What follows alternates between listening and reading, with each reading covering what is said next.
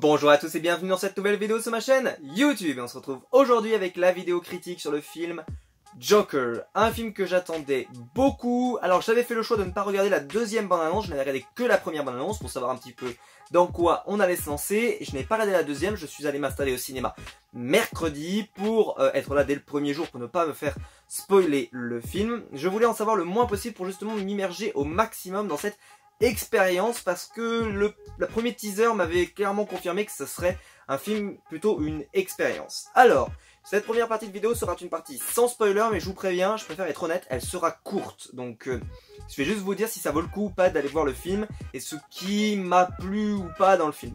Mais je vais passer très vite, pourquoi? Parce que je vais devoir vite rentrer dans le spoiler. Parce que le film, j'aurais du mal à vous en parler sans spoiler. Je vois à peu près ce que je pourrais vous dire, mais c'est assez compliqué de vraiment pouvoir vous expliquer. Donc, on va faire une partie sans spoil, et ensuite une partie spoil qui arrivera très vite. Alors, pour la partie sans spoiler, là vous pouvez rester, vous n'avez aucun risque, je préviendrai bien sûr. Alors, le film Joker, c'est clairement un film qui a été fait pour rendre hommage à la folie du Joker.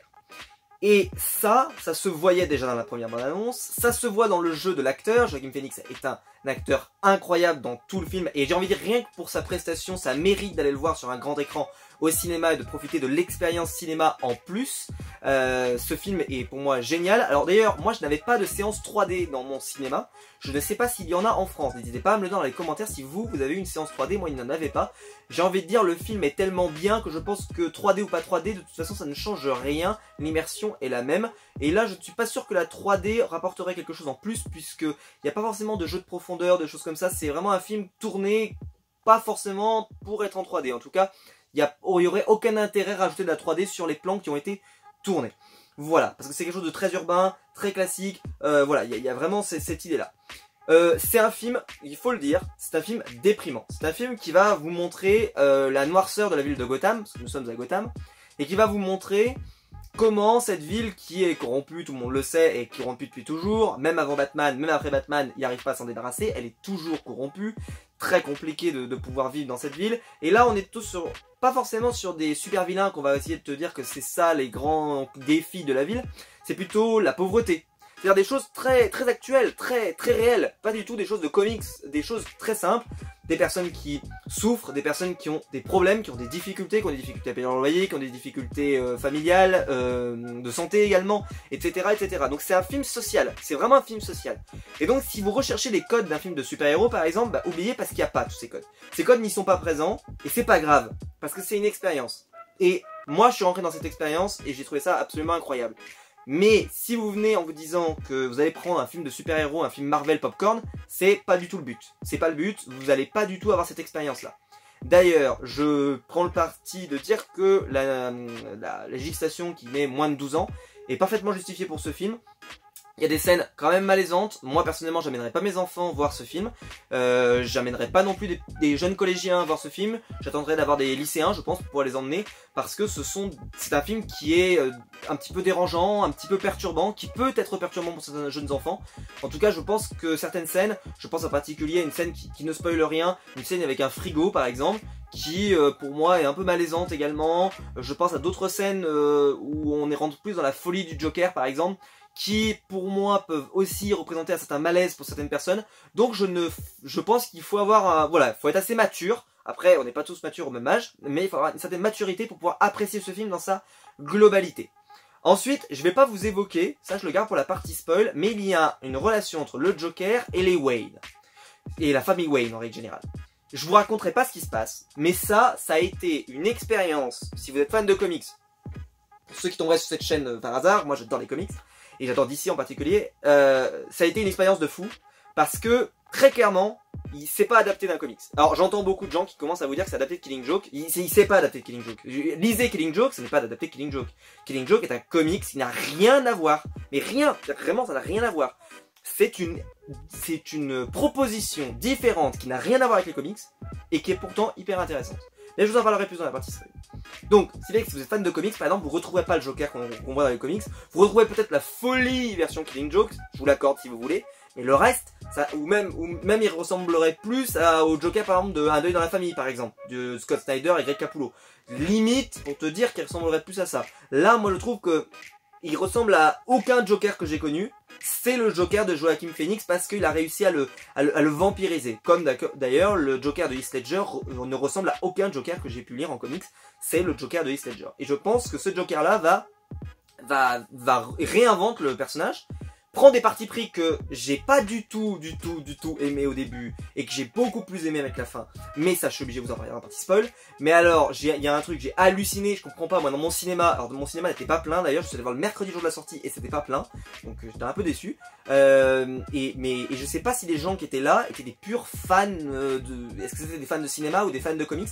Parce qu'alors moi, il y a eu des choses qui ont été lancées dans ce film, j'étais atterré au fond de mon siège. Je disais mais c'est pas possible, tu lances une information comme ça, mais oh, et donc j'ai pas pu me empêcher de faire, voilà, enfin j'ai lâché des wow, des moments où des oh, voilà, c'est très impressionnant. Pour la mise en scène, elle est incroyable. Pour la musique, elle est incroyable. Pour la prestation d'acteur, elle est incroyable. En particulier, bon, bien sûr, Joaquin Phoenix est vraiment incroyable. Mais mention spéciale à Robert De Niro, qui est absolument fantastique en présentateur télé. Il est absolument génial. J'ai adoré sa prestation. En particulier dans une scène que j'évoquerai dans la partie spoiler, mais je l'ai trouvé tout simplement fantastique. Vraiment, il m'a scotché. Alors, je savais très bien que c'était un très bon acteur, mais je trouve que dans sa prestation, il a été je sais pas, d'une efficacité. J'en attendais pas moins et il a été au niveau de ce que je pouvais attendre de ce personnage. Maintenant, si je vous parle un petit peu des enjeux, sans rentrer dans le spoiler, toujours vous êtes en zone safe, les enjeux du film, comme je vous l'ai dit, c'est vraiment la dépression. C'est vraiment le côté la ville qui s'effondre, le côté une personne qui va s'effondrer progressivement. Et donc, je vous le dis, le Joker n'est pas un super-héros, ce n'est pas un héros, c'est un vilain. Et de début à la fin, c'est un vilain, et il n'y a aucun moment où on pourra véritablement avoir de la compassion envers ce personnage. Pourquoi? Parce qu'en réalité, il n'y a aucun moment où on te ferait ressentir de l'émotion, parce que si ça arrive, et ça peut arriver à des brives, ça sera tout de suite cassé 3 minutes plus tard par un acte abominable et horrible du Joker, qui donc tout de suite te rappelle que, au fait, c'est un connard. Et je pense que c'est que les créateurs et scénaristes se sont dit, je suis en train de me faire un film là, si jamais je fais pas attention, je finis en Suicide Squad, c'est-à-dire que les vilains ne sont plus des vilains, ils deviennent des super-héros. Je dois donc faire en sorte que mon vilain reste vilain du début à la fin, tout en permettant qu'on ait envie quand même de continuer de le suivre jusqu'au bout de son histoire. Et pas qu'on ait un sentiment d'antipathie envers lui, etc. Et donc, le film joue sur une corde, il est tout le temps en train de quasiment tomber, mais hop, il se reprend, et c'est un rôle d'équilibriste qui en fait une sorte de micro chef-d'œuvre dans ce domaine-là, c'est-à-dire qu'il a réussi à faire un film de méchant, sans tomber dans un méchant caricatural, sans tomber dans le gentil, tout en restant en fait sur un méchant sûr et affirmé, mais qui va nous donner envie de le suivre et de suivre les enjeux, car ces enjeux, et c'est la dernière chose que je vous dirai sans spoil, car ces enjeux permettent au Joker d'exister, d'apparaître, mais en même temps, on s'intéresse aussi à la personne qui est derrière le Joker, et on s'intéresse aussi à sa motivation, et qui donc, par sa folie, prend une dimension incroyable. Et donc on n'arrive pas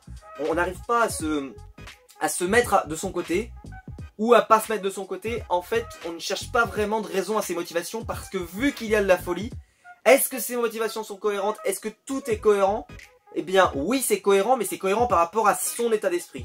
Et donc vu qu'il y aura des choses qui vont être remises en cause dans le film, eh bien, comment vous expliquer ça? Eh bien, les remises en cause qui vont être faites vont faire en sorte qu'à chaque fois on ait un recul et qu'on ne soit jamais de son côté et qu'on puisse jamais dire c'est bien ce qu'il fait quand il fait des choses affreuses.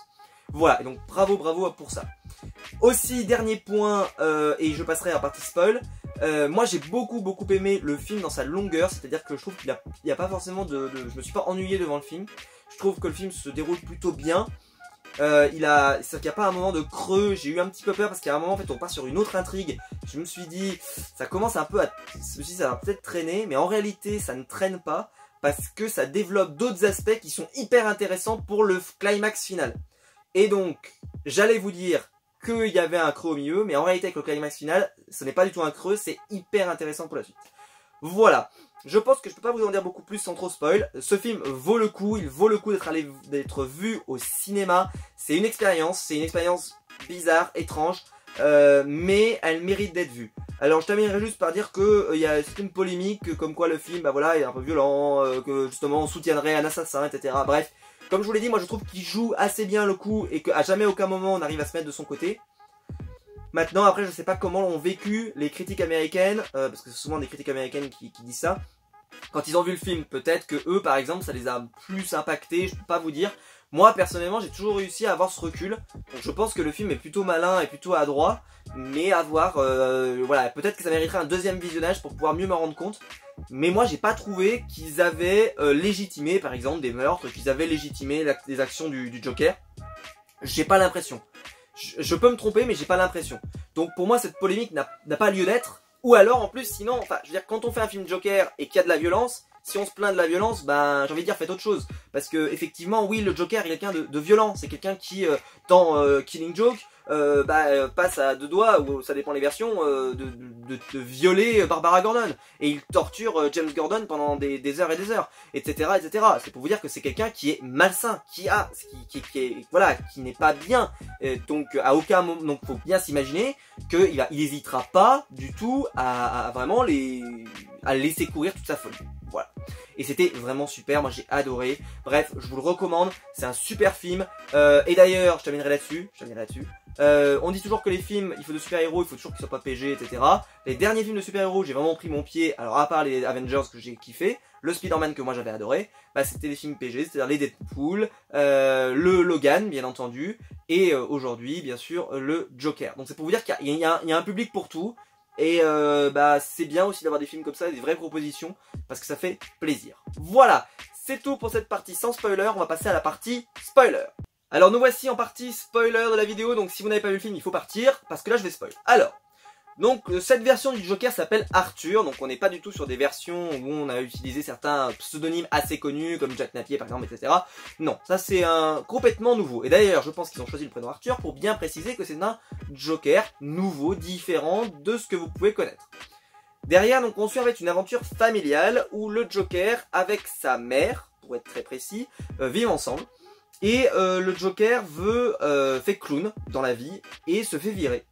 Pour des raisons X ou Y, en fait, il se fait virer à cause du fait qu'il avait une arme sur lui qui lui avait été donnée par quelqu'un et il l'a fait tomber par inadvertance. Et on se rend compte, en fait, progressivement dans le film, qu'il a des petits soucis, c'est-à-dire qu'il est désaxé, qu'il est pas stable mentalement, qu'il a une haine à l'intérieur de lui et qu'il rencontre donc très souvent des assistantes sociales, etc., des psychologues, pour pouvoir faire un point un petit peu sur ses craintes, sur ses sentiments, sur ce qu'il ressent au moment où il vit, et il a des cachets pour pouvoir, on va dire, vivre normalement et essayer de pouvoir en tout cas restreindre sa capacité à être fou. Voilà, si on devait vraiment schématiser. Le personnage d'Arthur va donc se retrouver avec sa mère, qui est très malade, et qui va être de plus en plus malade au fur et à mesure du temps. Lui va tomber de plus en plus au fin fond de la société. Et, élément que j'ai trouvé très intéressant, ce n'est pas le Joker qui devient fou, c'est la société qui n'aide pas le Joker qui le rend fou. Je sais que ça paraît bizarre de dire ça comme ça, mais en gros, le Joker est déjà fou, mais la société l'abandonne, ce qui justifie la fin du film où le Joker s'en prend à la société, et toutes ses actions qu'il fera plus tard dans la vie, car le Joker détruit, tue, sans aucune hésitation, après. Mais là, au tout début, c'est juste, il est un petit peu désaxé, il est un petit peu bizarre, il a un rire bizarre, etc. Mais il est juste bizarre, étrange. Mais il n'a pas forcément encore ce côté malsain. D'ailleurs, c'est très intéressant parce qu'au début, c'est juste qu'il sait qu'il a une noirceur, une haine en lui. Et d'ailleurs, cette phrase magnifique qu'il dit à la psy, où il lui dit vous ne m'écoutez pas. Il lui dit pas vous ne m'entendez pas, il lui dit vous ne m'écoutez pas. C'est très différent entendre et écouter. Il dit bien vous ne m'écoutez pas. C'est-à-dire que voilà, vous notez des choses sur votre papier, vous entendez des choses, mais vous ne m'avez pas suffisamment écouté. Parce que tout ce que je vous dis depuis le début, c'est que justement je sais que je suis en train voilà, je suis plus du tout stable et j'en ai conscience. Et le fait que le Joker, à ce moment-là qui n'est pas encore le Joker, ait conscience qu'il est fou, et qu'il est pas bien en tout cas, et qu'il a des problèmes psychologiques, c'était hyper bien. Parce que ça a donné cette impression que le Joker a toujours été fou, qu'il en a toujours eu conscience. Sauf qu'au début, la société l'aidait suffisamment pour qu'il reste dans les clous. Et un jour, la société va l'abandonner, et boum, et ben alors là il va se dire, bon bah la société m'a abandonné, il faut que je me venge sur cette société qui m'a fait mal et qui m'a abandonné. Et j'ai trouvé ça fantastique, parce que c'est une œuvre méta, hein, c'est une œuvre méta, c'est vraiment une œuvre sociale. Et quand je vous ai dit que c'était une œuvre sociale, c'est même une œuvre sociétale en fait. Joker, parce que c'est vraiment un film qui vise à te montrer que on peut tomber très très vite en fait. Parce que bah, il suffit que tu perdes ton travail, derrière t'as pas de copine, derrière t'as pas vraiment de famille puisque ta mère elle est très malade, etc. Donc t'as plus personne, il a pas de père non plus, il a pas de père. Tu es pas très bien, tu commences à un peu être désaxé, les gens te trouvent bizarre, etc. Tu commences à tomber dans la société, tu commences à tomber comme une sorte de paria. Qu'est-ce que tu fais? Bah tu vas vouloir envie qu'on te remarque. Et ben le Joker, la première réaction qu'il va faire, c'est qu'il va dire bah, moi je vais monter un one man show, parce que moi ce que j'ai envie c'est de faire rire les gens. Et donc qu'est-ce que je vais faire? Je vais faire de la comédie. Sauf que le mec n'est pas drôle. Et il en a conscience, donc qu'est-ce qu'il fait? Il récupère les blagues des autres. Pour essayer de faire rire, mais sauf que cette scène, et je l'ai trouvée chef-d'œuvresque, quand vous savez, il y a le café-théâtre, et vous avez le Arthur qui se met à rire pendant que les autres ne rient pas. Et l'inverse, les autres rient et lui ne rit pas. Ça veut dire qu'il est complètement en dehors des clous en fait. Et c'était fantastique, j'ai adoré. Pour moi c'est la scène du film, j'ai adoré, je trouvais ça génial. C'était super bien parce que justement les gens riaient, les gens ne riaient pas. Alors d'ailleurs je vous fais une petite parenthèse, après il va faire un sketch justement. Et ce sketch moi je l'avais trouvé. Alors oui il était pas drôle mais... Il faut savoir qu'il y a un humoriste, voilà, si vous ne le savez pas, un humoriste, un jour, qui était un anglais, je crois, ou un écossais, je ne sais plus, qui a fait rire des gens, simplement en rentrant dans une salle et en disant 1, 2, 3, 4, 5, 6, etc. Et il les disait très très doucement. Et en fait, les gens, ils finissaient par mourir de rire. Tout ça, comme ceux qui ont vu déjà un jour On ne demande qu'à en rire, il y avait un monsieur qui s'appelait Monsieur Fraise, par exemple. Mais Monsieur Fraise ne disait rien, quasiment, et il venait sur le plateau et les gens riaient, et je peux vous dire que j'ai ri moi aussi. C'est pour vous dire qu'il y a des tas de formes d'humour, et que limite, le Joker, enfin en tout cas Arthur, pouvait me faire rire moi personnellement, donc avec un style particulier, mais il aurait pu me faire rire.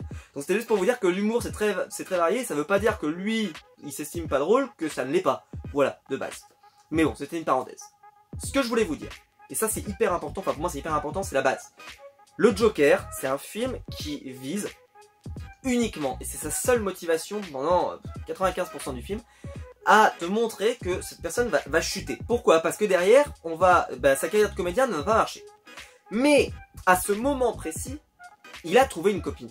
Et alors là, donc, il n'est plus dans la situation d'échec, il a fait une remontée. C'est-à-dire qu'il a fait une remontée parce que il a une copine, qui a en plus un gamin, etc. Donc il commence à se réinsérer.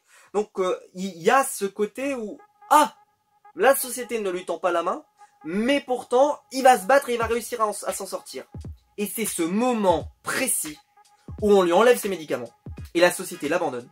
Il se rend compte, et là j'ai trouvé ça fantastique, que tout ce qu'il voit depuis le début est une illusion, qu'il n'a absolument jamais parlé à cette femme avec laquelle il a eu un rendez-vous, etc. Jamais. Il n'a jamais... En fait, tout ce qu'il a vu, il l'a tout simplement inventé.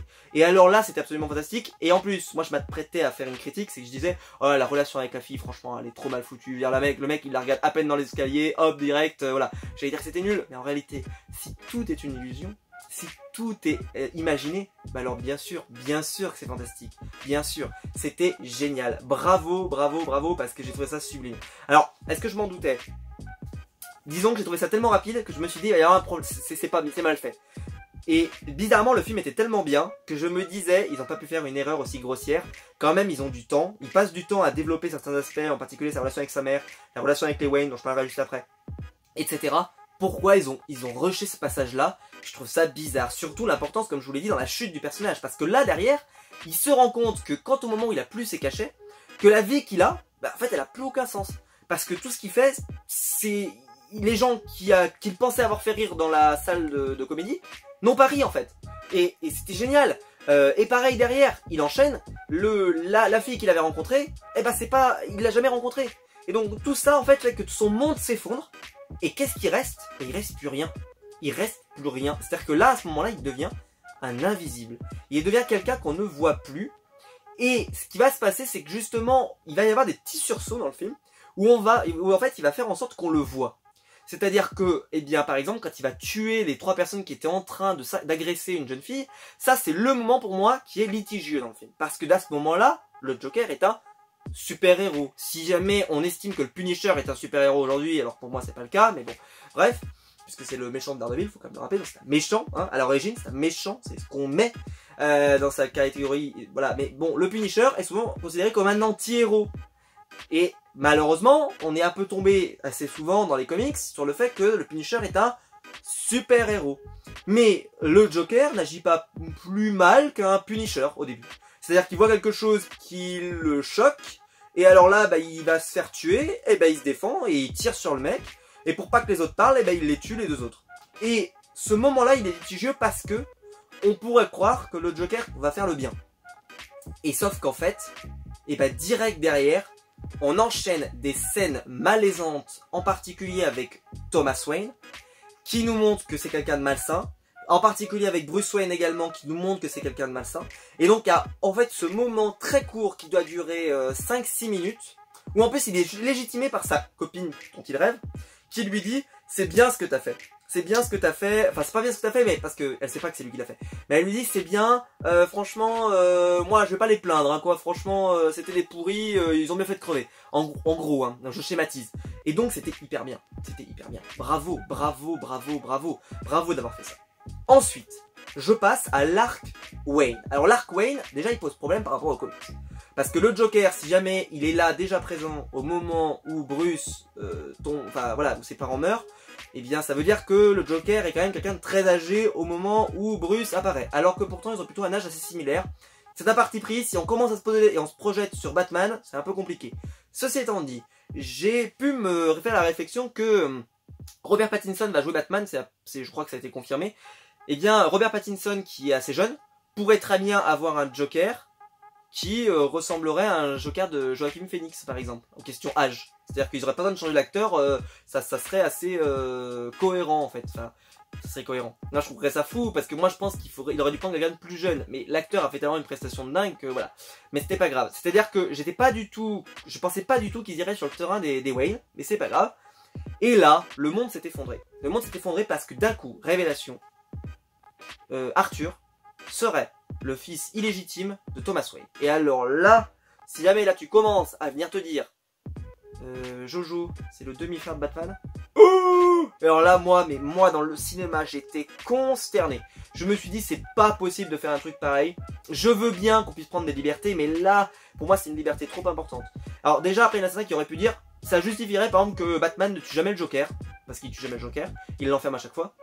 Mais moi, non. Non, ça suffit pas, parce que Batman ne tue personne. Il ne tue aucun, donc ça ne justifie pas qu'il ne tue pas que le Joker et qu'il ne tue pas les autres. Ça n'a aucun rien. Aucun. Mais alors pour moi, le truc le plus fou, c'est que ça voudrait dire que, et c'est ce qui se passera à la fin, le Joker, eh ben, il va être responsable, plus ou moins, en tout cas il va être lié à la mort de ses parents. Et donc, ça rajoute un peu... J'étais pas très fan, moi. Moi, j'étais pas très fan. Parce que le Joker, c'est un personnage qui, pour moi, mais ce n'est que mon avis, a été, et comment je pourrais vous dire ça? On le dit souvent, et c'est ce que, d'ailleurs, c'est ce que évoque beaucoup la trilogie de Christopher Nolan, c'est que Batman arrive quelque part, et en fait, il essaie de régler les problèmes. Et à force de régler les problèmes, il a des problèmes de plus en plus gros. Et ça fait que, il y a un moment, il va se décider, il va dire, moi il faudrait que je quitte Gotham parce que j'ai l'impression qu'en fait c'est moi qui attire les problèmes. Parce que c'est moi qui ai amené Ra's al Ghul, c'est moi qui ai l'impression de faire émerger le Joker, c'est moi qui fais émerger Bane, etc., etc. Donc il se retire et c'est la fin de la trilogie du Dark Knight. Et ben là on a un peu le même cheminement, c'est-à-dire que là on arriverait, on dirait, non, là le Joker il était déjà présent avant Batman, donc il était déjà présent avant tout. Donc le Joker n'est pas lié à la présence de Batman. Alors que très souvent, justement, on dit que le Batman a les ennemis qu'il mérite et que justement vu qu'il est quand même très puissant et qu'il peut faire beaucoup de choses, et bah justement ces méchants sont devenus de plus en plus fous, de plus en plus malsains, parce que bah Batman a créé un univers malsain en fait dans Gotham. Et c'est une théorie que moi j'aime énormément dans les comics, et qui là ne marche pas, et qu'ils n'ont pas du tout gardé. Bon, c'est un choix. Mais c'est pas grave. C'est pas grave parce que c'est une autre proposition. C'est une autre proposition qui n'a rien à voir. Mais là, le Thomas Wayne, pour moi, c'était quelque chose, c'était une limite qu'ils avaient franchie, qui m'énervait un peu parce que ça voulait dire que là, on rentre sur la famille, on rentre sur quelque chose d'hyper important, et c'est le seul point que j'ai pas aimé dans le film, c'est l'attitude de Thomas Wayne tout le long du film, que je trouve méprisant, pas très sympa, et c'est pas du tout l'image que moi je peux en avoir. Moi, Thomas Wayne, ça a toujours été quelqu'un qui s'est dévoué, en tout cas c'est ce que tout le monde disait, qui s'est dévoué pour sa ville. D'ailleurs, on le voit à la télé, il veut se présenter, etc., etc. Ça a toujours été quelqu'un qui a eu envie. Par exemple, pour moi, la scène où vous voyez, vous avez le Joker par exemple qui monte dans le train, ou dans un tram, je sais plus ce que c'était, bah, bref, ça m'a fait penser bien sûr au train dans, voilà, dans la trilogie de Dark Knight, c'est-à-dire le train qui a été créé par les Wayne et qui va servir à faire tomber la ville par Ra's al Ghul, etc., etc. C'était fantastique, moi j'avais adoré, j'ai trouvé ça super comme idée. Et ben, ce train symbolisait en fait le fait que Thomas Wayne essaye d'aider la ville du mieux qu'il peut, bien entendu. Et ben là c'est pas le cas du tout, il va pas du tout aider la ville. Là on a vraiment l'impression qu'il fait ça pas vraiment par gentillesse. Il est même, je trouve, pas très complaisant. Je sais pas, je l'ai trouvé très, très dur comme Thomas Wayne. Et c'est la première fois que je vois un Thomas Wayne aussi dur, aussi... Alors, je peux comprendre aussi, hein, quand vous avez un mec comme Arthur qui arrive et qui vous dit « Moi, je suis votre fils, Alors qu'en réalité, c'est pas vrai parce que bah, c'est sa mère qui est complètement folle et qui raconte n'importe quoi. Effectivement, moi aussi, je le prendrais pas bien. Mais je trouve que même en général, il a l'air dur, il a l'air, je sais pas, par exemple quand il s'adresse à Arthur, avant même de savoir que c'est son fils, il s'adresse à lui, je le trouve pas du tout, voilà, je le trouve pas amical, j'ai trouvé très dur. C'est le seul point noir pour moi du film, c'est le Thomas Wayne, je l'ai pas du tout aimé. J'ai pas du tout aimé, peut-être que certains l'auront aimé, dites-moi dans les commentaires, mais moi je l'ai pas du tout aimé. Ensuite Bruce, alors la relation Joker-Bruce, moi j'aurais, parce que voilà, on dit souvent que le Joker ne rencontre jamais Batman, Bruce Wayne avant qu'il soit Batman, d'accord ? C'est pour ça que dans la série Gotham, ils avaient décidé de ne pas de faire tout un bordel pour que Bruce et le Joker ne se rencontrent pas. C'est-à-dire que tous les fans de comics disaient il faut pas qu'ils se rencontrent, c'est interdit. Boum. Là, dans le Joker, bah qu'est-ce qui se passe? Bah ils se rencontrent tout de suite quasiment. Alors certains pourraient me dire ouais mais d'ici là il aura oublié. En plus ses parents qui seront morts au milieu, bah il aura encore plus oublié. Peut-être, mais moi je trouve ça bizarre qu'il ait oublié quand même. Hein. C'est-à-dire qu'il se souviendra jamais qu'il y avait un personnage tout bizarre qui lui faisait comme ça et tout, je trouve ça très bizarre. J'ai pas évoqué d'ailleurs la première scène du film comme ça où il s'amuse à sourire alors qu'en réalité il sourit pas, j'avais trouvé ça, elle est fantastique cette scène. Bref, je continue un petit peu le périple, et donc là on a, en même temps que tout ça, on a une sorte d'émission de télé qui est en train de se dérouler, qui est un talk show à l'américaine, et qui se passe en fait où il évoque des sujets de société, et en même temps, eh ben, il essaye de faire kiffer le public qui est avec lui. Et là, ce qui se passe, c'est que il va diffuser une vidéo de Arthur qui était dans son spectacle et qu'il n'a pas trouvé drôle. Il lui propose donc de venir proposer son spectacle, et pendant ce temps, le Joker, lui, perd toute sa vie, puisque sa mère meurt, il la tue lui-même, et il apprend qu'elle est folle, et que donc en réalité, il a été adopté, et que donc il n'a aucun lien avec Thomas Wayne, et qu'elle est juste folle. Et que en fait tout ce qui faisait lui s'effondre progressivement. Il va buter un de ses anciens amis de travail, etc., etc. Enfin ami, c'est pas vraiment un ami, mais celui qui lui avait donné l'arme, qui l'a fait tomber, etc., etc. Il va en gros comme si en quelques minutes il allait mettre fin à sa vie. C'est-à-dire que toute sa vie précédente va être terminée. Parce qu'il a quoi comme possession le Joker? Il a rien, Arthur n'a rien. Il a un appartement, on ne voit pas vraiment de bibelot, on voit pas vraiment de trucs qu'il a l'air d'apprécier. Je trouve qu'il a rien, il a pas grand chose. Par exemple, il y a une scène où il se met dans le frigo tellement, voilà, c'est effrayant. D'ailleurs, c'est pour ça que je vous disais que les enfants, je voudrais pas qu'ils aillent voir ça, parce que je voudrais pas qu'ils aient l'idée de s'y mettre. C'est pour ça que je vous disais ça, parce que bon, hein, on n'est jamais à l'abri, voilà. Hein, aux États-Unis, il y a des gamins, par exemple, qui s'amusent à jouer Spider-Man. Donc voilà, je voudrais pas qu'ils jouent à ces conneries-là. Bref, il rentre dedans. Alors, voilà, ça te montre vraiment que le personnage est en train de s'effondrer et qu'il a plus rien en fait. Il n'a plus rien, il est même plus en sécurité dans le lieu où il vit. Et donc, pendant tout ce temps, on va continuer à avoir une petite enquête qui va essayer de chercher qui a tué les 3 personnes dans le métro. Mais ça, en réalité, c'est une enquête qui sert à rien. Et moi, je m'en doutais que ça n'irait nulle part. Parce qu'en réalité, on s'en fout. On s'en fout. Et alors là, la scène où ils le poursuivent dans le tram, enfin dans le métro, je sais pas trop ce que c'est. Et ensuite, il sort, et ça doit être un métro. Et ensuite, il sort, il arrive à leur échapper. Les autres se jettent sur eux parce que justement, ce sont des flics et qu'il y a une sorte de mouvement du Joker qui a été lancé, qui est sympa, mais je trouve ça beaucoup trop tôt. C'est bien avant. Comment, par exemple, Bruce Wayne ne va pas réussir, et ça je vous en parlerai à la fin, mais comment Bruce Wayne n'a pas réussi à trouver l'identité du Joker aussi rapidement, parce que moi personnellement je sais que je sais trouver l'identité du Joker, y a pas de problème, hein. Enfin, c'est pas une identité impossible à trouver. Je passe. On arrive au talk show, il arrive en Joker, et là il lui dit, enfin en clown, et il lui dit mais c'est connoté le clown, c'est comme si quelqu'un arrivait avec un gilet jaune, vous savez, bah, on dirait que c'est connoté, et bah lui c'est connoté. Et il dit mais non, moi c'est juste parce que j'aime faire rire les gens. Et donc j'ai envie de ramener du soleil dans la vie des gens. Et avec ce côté, vous savez, cette innocence et tout, il dit bah d'accord, ok, bon bah on va faire comme ça. Bon bah vous viendrez, on fera comme ci, on fera comme ça, et puis on se retrouve. Et là, il se lance dans un speech où il détruit, où il montre que justement bah, il a plus sa place dans cette société, qu'il a détruit des gens. Et c'est vrai qu'il justifie un petit peu ses meurtres, il justifie les choses qu'il fait, mais ses justifications sont tout de suite désamorcées par l'intervieweur, et comme je vous l'ai dit, qui est absolument fantastique et qui joue absolument bien. Et justement dans cette scène il joue super bien parce que il est vraiment en opposition, et justement il permet qu'on ait une caution morale, et qu'à ce moment là on ait la caution amorale et la caution morale, et que justement on arrive toujours à rester sur ce fil et à savoir ce qui est bien et ce qui n'est pas bien. Et c'est ça qui est... C'est pour ça que je comprends pas les critiques qui disent que le film justifie les meurtres, etc. Il justifie rien, juste il joue, c'est vrai, avec la ligne. Et à force de jouer avec la ligne, et ben il y a un moment donné, il y a un risque de tomber, mais il ne tombe pas. Il ne tombe jamais, d'accord? Il ne tombe jamais. Et c'est très important. Là, le Joker va faire sa deuxième tuerie, mais sa première tuerie en tout cas visible à l'écran par tous. Et là, d'un coup, bah...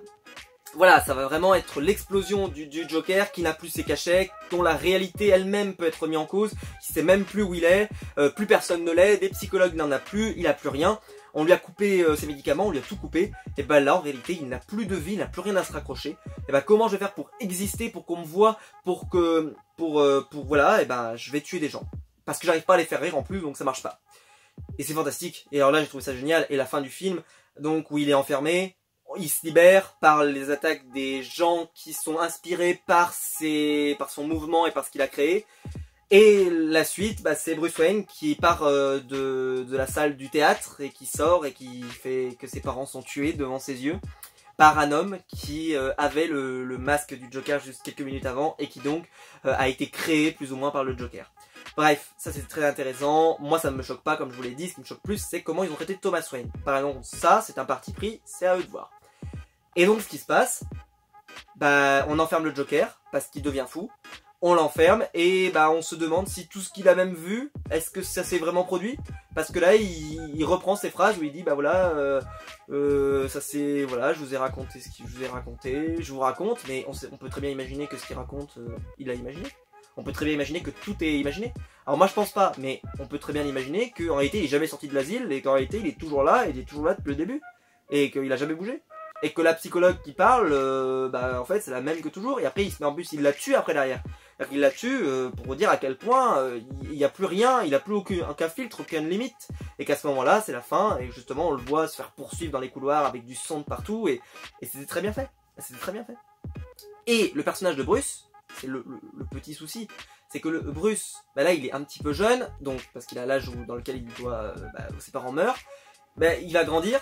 Et alors là, bah moi, Batman c'est un détective, il a été créé dans la série Detective Comics, qui a atteint son 1000e numéro il y a pas longtemps, et bah je trouve ça, je sais pas comment vous expliquer ça, mieux que ça, mais il y a un moment donné, faut dire les choses très clairement, bah, Batman c'est pas un bon détective, parce que il suffit de retrouver la personne qu'ils ont appelée le jour où ils ont fait l'émission de télé. Vous n'allez pas me dire que l'information est difficile à trouver. Il y a une standardiste qui l'a appelé au téléphone, donc qui a son numéro. Son numéro, elle a donc son identité, sa vraie identité, etc., etc. Donc, ces informations sont trouvables. Il n'a pas fait brûler le studio, il a rien fait brûler, donc toutes les informations sont trouvables. Donc, en réalité, l'information que le Joker s'appelle Arthur, eh ben, Batman, t'es pas doué. Voilà, ça m'a énervé. Parce que Batman, t'es pas doué. Franchement, moi, je l'aurais trouvé. Alors, si moi, je peux la trouver, tu peux la trouver, quoi. Un peu, tape 2-3 minutes sur Internet, et puis tu trouves. Enfin bref, voilà, c'était mon avis, j'ai trouvé ça incroyable, J'ai quelques petits reproches, vous voyez, des tout petits reproches. J'ai pas assez insisté sur la prestation de Joaquin Phoenix, mais j'en avais déjà parlé dans la partie sans spoil, mais bien sûr, elle est sublime, elle est formidable. Quand il travaille par exemple avec la musique, j'ai appris récemment que par exemple la musique avait été faite avant le film, et que donc il a pu danser par exemple en suivant la musique, alors que d'habitude les musiques sont rajoutées après. Là, il a pu avoir la musique avant, et donc jouer en ayant conscience de la musique qui va être tournée. C'est vraiment, c'est un film qui va rester dans sa filmographie, c'est certain. C'est un acteur, moi, je vais pas faire semblant, que je connaissais assez peu. J'avais rarement vu des films avec lui, donc je suis pas un esthète du cinéma, donc je ne connaissais pas tant que ça. Et là, franchement, pour moi, il a crevé l'écran, il a été incroyable. Et peut-être qu'il aura un Oscar, j'en sais rien. Les polémiques risquent de lui faire perdre. Hein. On voit bien que les polémiques, ça n'aide pas. Quand on voyait par exemple les succès et quand ça devient un phénomène de société comme par exemple Black Panther, on a plus facilement un Oscar. Quand ça devient un film qu'on n'aime pas trop, on va le mettre sous le tapis et il aura rien. Donc j'espère que, parce que pour l'instant j'ai pas vu de prestation d'acteur qui mériterait plus un Oscar que ce qu'il a fait lui. Donc à voir, peut-être qu'il y en aura d'autres qui vont arriver, mais pour le moment, je pense qu'il est bien parti pour gagner l'Oscar s'il n'y a rien de plus. Voilà, on va s'arrêter là. J'ai adoré le film, je vous le conseille, enfin de toute façon vous l'avez vu maintenant, parce que vous êtes un parti spoil, mais c'était un super film. Même moi, je peux vous dire que j'ai qu'une seule envie, c'est de le revoir pour rechercher tous les petits détails, tous les petits trucs, tous les petits easter eggs qu'il y avait, parce que je suis sûr qu'il y en avait partout. Moi, c'est vraiment, je me suis relancé dans cet univers, j'ai essayé vraiment de prendre le film qui me, comment je pourrais vous dire ça, qui m'envahissent tout simplement, et ça a marché, et je pense que c'était le but, et donc bravo à DC, et peut-être que c'est là-dessus qu'il faut aller pour DC pour pouvoir vraiment se séparer des films Marvel, même si il faut le dire, DC ça va mieux, hein, parce qu'ils ont fait Aquaman qui était génial, ils ont fait Shazam qui était correct mais sans plus, mais qui n'était pas une catastrophe, et là Joker, donc c'est à dire que là ils ont fait 3 films cette année, 3 films qui tiennent la route, et Wonder Woman qui arrivera après, ou Harley Quinn, je me prononce pas, mais Wonder Woman je pense qu'il sera réussi aussi. Donc peut-être que les films d'ici vont enfin trouver leur public et ça serait bien. Voilà, si la vidéo vous a plu, n'hésitez pas à la liker, n'hésitez pas à vous abonner, n'hésitez pas à le faire sur le lien YouTube et dans la description, c'est pour aider la chaîne et pour améliorer le matériel. Et quant à nous, on se retrouve très vite sur la chaîne YouTube pour plein de vidéos. Ciao!